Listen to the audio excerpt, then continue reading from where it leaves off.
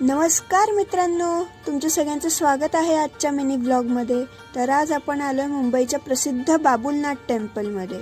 इथे जाण्यासाठी जर का तुम्ही पायी जाणार असाल तर 108 पायऱ्या लागतात आणि जर का लिफ्टने जाणार असाल तर काही वेळात पोहोचू शकतो। नॉमिनल अमाउंट पर पर्सन 1 रुपयामध्ये।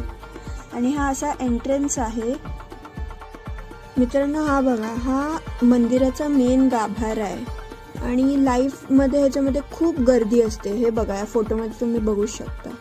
हा मंदिराचा कळस बघा किती सुंदर आहे मित्रांनो। हे बघा, त्या मोठ्या मंदिरात अजून छोटी छोटी मंदिरं पण आहेत, जसं की कृष्णाचा दशावतार, लक्ष्मीनारायण आणि वगैरे वगैरे। मित्रांनो हा बघा, मंदिराच्या इकडनं म्हणजे मेन मंदिराचा नाही, लिफ्टच्या इकडनं खालचा किती सुंदर व्ह्यू दिसतो ते बघा। वाव। मग आम्ही गेलो इस्कॉन टेम्पलमध्ये।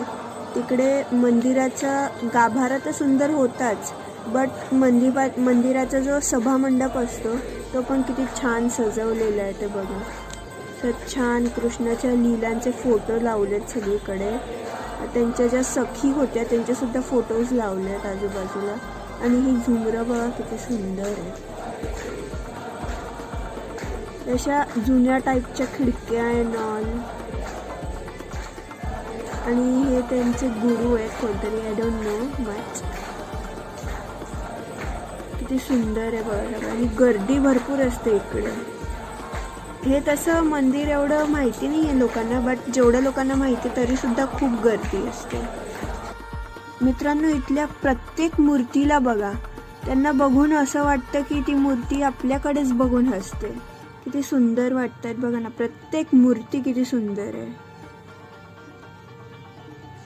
आणि ना इकडचं एक खास गोष्ट मी अशी बघितली की राधा राणीचा जसा गेटअप आहे ह्याच्यामध्ये, म्हणजे रोज ज्या प्रकारे राधा राणीचा शृंगार होतो त्याच प्रकारे त्यांच्या सखींचा सुद्धा शृंगार होतो। कुठल्याही प्रकारचं डिस्क्रिमिनेशन मी इथे बघितलं नाही। मग आम्ही गेलो गिरगाव चौपाटीला। तिकडे रियांशी मातीत खेळली, मस्त मज्जा केली आम्ही, खाल्लं प्यायलं। मग आम्ही आमचे काही छान छान असे गिरगाव चौपाटीवर पिक्स काढले। थँक्यू।